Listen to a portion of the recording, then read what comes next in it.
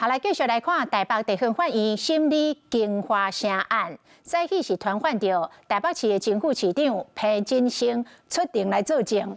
这嘛是伊太太跳楼死亡了后第一届来出庭。裴金星讲，伊敢若是主持4届的都委会，就母甲家破人亡，伊希望唔通告一个受害者咯。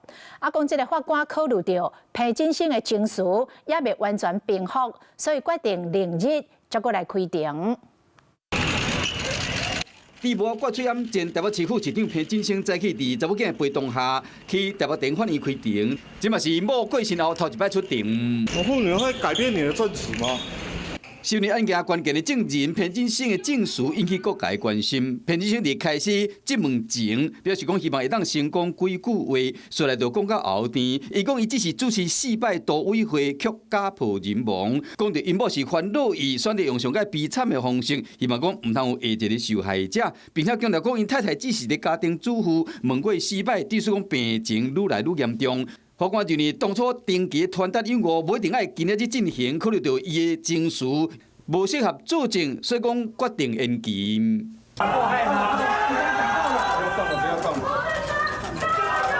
同一天开庭，也有国民党罢免投票代志，因为国民党被收押，未当投票。委任的律师嘛提出了行政诉讼加加处分。